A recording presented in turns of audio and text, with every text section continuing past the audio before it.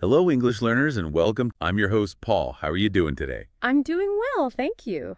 Excited to chat about English learning today. Today, we're getting into something really practical, how to speak more powerfully, more persuasively. Yeah, and we're focusing on a concept you might have heard of maybe back in school, the rule of threes. Exactly. We've got some insights from speaking good English, but also this, this pretty wild personal story that just nails the point. Mm-hmm. Our mission today is basically to show you how this simple framework, this rule of threes, can seriously upgrade how you get your ideas across. Making things clearer, more engaging, and yeah, way more memorable. Okay, let's unpack this. So, the rule of threes, high school English, right? That's where I first heard it. Me too, I think. The basic idea, it's pretty straightforward. You need enough support for your thoughts or opinions. Right. And the magic number is 3. 3 details, 3 examples, or 3 reasons. It's often taught as just, good English. But it's so much more than just like a grammar rule, isn't it? It's actually about how our minds work. Well, it's fascinating, really. Our brains seem hardwired to grasp things in threes. 2 feels incomplete.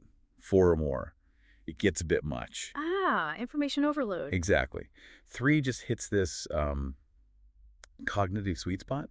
It creates a rhythm, a sense of completeness. Yeah. Makes things easier to remember, more impactful. Okay, that makes sense. It's like a natural pattern. Pretty much. So if you don't use it, you just give one reason, or maybe you ramble on with 6. Yeah. What happens to the listener then? Do they just, tune out? Often, yeah. Or they struggle to follow. The information might feel a bit thin or maybe unconvincing. It just doesn't stick. Right. The beauty of threes is that structure.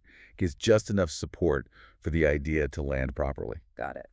Okay, so let's break down the first part of this rule. Using 3 details. This is about painting a picture, right? Helping the listener visualize.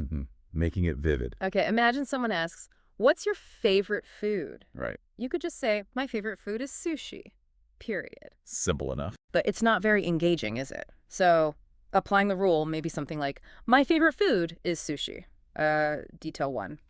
It involves fresh, high-quality fish. Okay, nice. Detail 2, perfectly seasoned rice.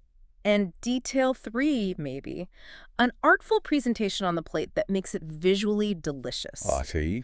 Now I can almost picture it. Taste it, even. Those 3 details add layers. Exactly. It makes it appealing. And that word appealing is key here. The source defines it not just as attractive, but interesting, pleasing, appetizing, even juicy or tasty. So it's about hitting the senses. Precisely. And think about it. Yeah. How often do we just state facts without adding those sensory details? We miss the chance to make things truly appealing, truly memorable. Good point. Okay, so that's details. Let's move to the second part, using 3 examples. Right. This is about bringing in real-life situations. Context. So sticking with sushi, instead of just, my favorite food is sushi. Yeah. How would you add examples? Well, maybe like this. For instance, example 1. I love enjoying a variety of sushi rolls at my local Japanese restaurant, trying different flavors. Okay, that's relatable. Example 2. I've also started learning to make sushi at home with friends, which has been, fun and rewarding. Shows a different dimension, hands-on. And example 3. Plus, when I travel, I always try unique sushi combinations. It lets me appreciate the diverse interpretations of this culinary art form. Nice. Culinary art form, good phrasing. So those examples show it's not just a casual preference. It shows depth, engagement. Right. You're showing how you appreciate it, not just that you appreciate it. And appreciate, another good word from the source, meaning recognizing the full worth, understanding the good qualities. The examples demonstrate that appreciation in action. It moves beyond just liking something to understanding its value. Exactly. The examples provide that real-world proof, making your point much stronger and more understandable. Okay. Details paint the picture, examples show it in action. Now the third part, 3 reasons. This is the why, right? Yeah, this gets into your thought process. Why do you hold that opinion or idea? Let's stick with our sushi. My favorite food is sushi. Now for the reasons. Reason 1. I love it because it offers this perfect balance of flavors and textures, soft rice, fresh fish, crunchy veg. Okay, sensory reasons again. Reason 2. Secondly, sushi is actually a healthy and nutritious option, packed with omega-3s, other essential nutrients. Practical benefit. Health. And reason 3. Lastly, I appreciate the whole cultural experience and the artistry involved. It makes eating it more than just a meal. It's like an immersive culinary journey. Immersive, nice. So Yeah. we got taste, health, and culture or experience. 3 distinct reasons. Right. And those specific words you highlighted, nutritious, essential, immersive, they add weight, don't they? Absolutely. Nutritious implies it's good for you based on its components. Essential underscores the importance of those nutrients. And immersive, that suggests a deep, engaging experience, not just looking at something pretty. So combining precise language with these three solid reasons, it makes your case much more robust. Definitely. It shows you've actually thought it through, and it helps the listener follow your logic. It's persuasive. Okay, so that's the rule of threes laid out. Details, examples, reasons, pretty clear framework. Seems straightforward enough. But theory is one thing. Here's where it gets really interesting for me. I have this story. Oh, yeah. Yeah, it's a real life thing that happened. And honestly, it wasn't until later that I realized how perfectly it sort of embodied all these principles without even trying. Okay, I'm intrigued. So I love food, Indian, Thai, but Mexican is probably my second favorite. I grew up around fantastic, authentic Mexican cooking. Right. You know the real deal. Exactly. So one day I get this major craving. Just gotta have some good Mexican food. We've all been there. So I do the usual thing, pick up my phone, Google Mexican food near me. Standard procedure. A bunch of places pop up.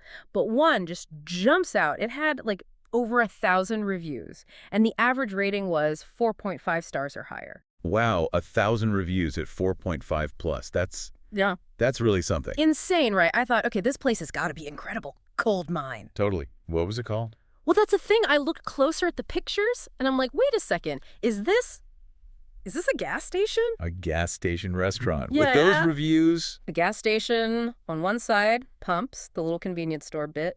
On the other side, this Mexican restaurant. Okay, that is unexpected. Definitely judging a book by its cover moment, potentially. Big time. My first thought was, no way, a gas station. But then, those reviews, 1,000 people aren't usually wrong about food, right? That's a lot of data points suggesting it's good. And they kept saying things like, authentic, best tacos in town, So curiosity won. It was only like 5 minutes away, so I thought, okay, what the heck, let's check it out. Brave.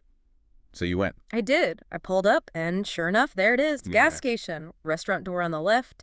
I took a deep breath, opened the door, and the first thing that hits me is everyone's speaking Spanish. Like, only Spanish. The chatter, the music from the kitchen. Okay, that's usually a very good sign for authentic food. My thought, exactly. I was like, okay, this might actually be legit. So I go up to the counter. The server comes over, super friendly, but definitely needed to grab someone else who spoke a bit more English. Right. I just ordered a burrito. Simple. She rings it up and says, that'll be $6. $6 Yeah. for a burrito in this day and age. I know. I was kind of stunned. $6 seemed way too cheap. But okay, I paid. Waited maybe, 15 minutes. Mm-hmm. She hands me this bag, and it's heavy. Like, surprisingly heavy. A promising sign. Definitely. It had chips, a container of salsa, and this monster burrito. It was huge. Okay, now you're painting a picture. The weight, the size. Seriously. I got back in the car, couldn't wait, ripped open the chips, tried the salsa. Oh my God. Heaven, just fresh, zesty, perfect. The salsa test. Yeah. Crucial. Passed with flying colors. So I drive home, like 5 minutes, get inside, unwrap this behemoth. It was so big, I literally had to cut it in half. No way. Yes. And even half was massive. I looked inside, it was just packed. Rice, guacamole, onions, beans, some kind of marinated meat, cheese. I swear there must have been like 9 or 10 different ingredients in there, all perfectly layered. Wow. So the moment of truth. I took a bite. And you know that feeling when food is so good you just kind of shimmy? Like an involuntary little happy dance? I know exactly that feeling. That was it. Instant shimmy. It was hands down the best burrito I have ever had, and certainly the best $6 burrito from a gas station restaurant ever. That's amazing. All from that initial skepticism. Totally. I demolished half of it right then and there. Couldn't even finish the other half. It was so much food. Incredible. And ever since, that's my spot, my go-to for real Mexican food. Every time I have friends visit, I'm like, you like Mexican? Trust me, I got a place. You take them to the gas station? Yeah. And they always give me that look, that, are you serious side-eye, when we pull up? I can imagine. But then they taste it. And every single time they're like, okay, wow, you were right. It completely changes their mind. That's a fantastic story. And it really does illustrate the rule of threes, even though you weren't consciously doing it when you told it just now. How do you mean? Well, think about it. You gave us vivid details, right? The 1,000 4.5-star reviews, that's specific. The gas station setting, unexpected detail. Hearing only Spanish. The $6 price. The heavy bag. The huge size. The 9 or 10 ingredients. Those details made the story come alive. Huh. Yeah, I guess it did. Then you gave examples. The whole process was an example. Searching Google, the initial skepticism, deciding to go anyway, the interaction with the server, the salsa test, the cutting it in half, the shimmy reaction. Those are all mini stories, examples that built the bigger picture. Right, right. And finally, the reasons why it was so good were woven throughout.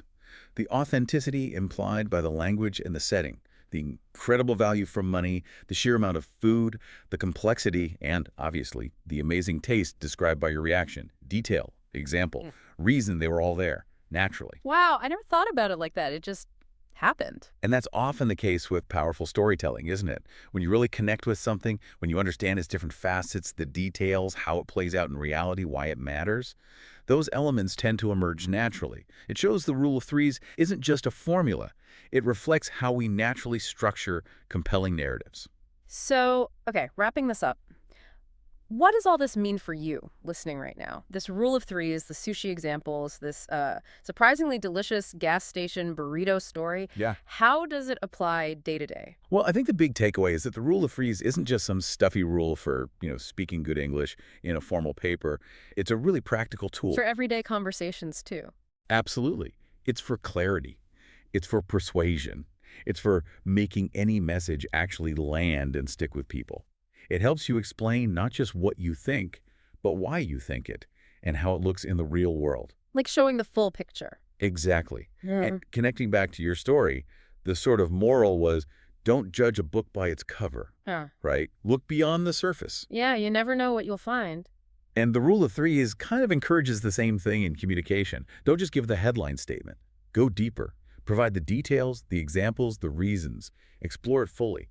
Just like you found that amazing food hidden at a gas station, sometimes the real value or insight is found when you dig a bit deeper than the surface impression.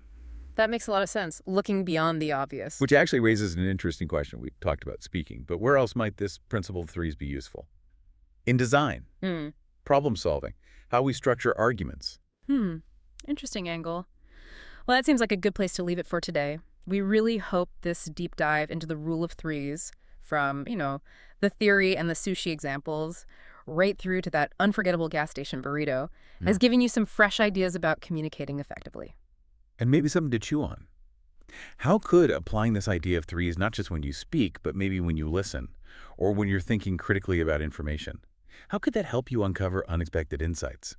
Find those hidden gems, those deeper truths, just like that amazing restaurant hiding in plain sight.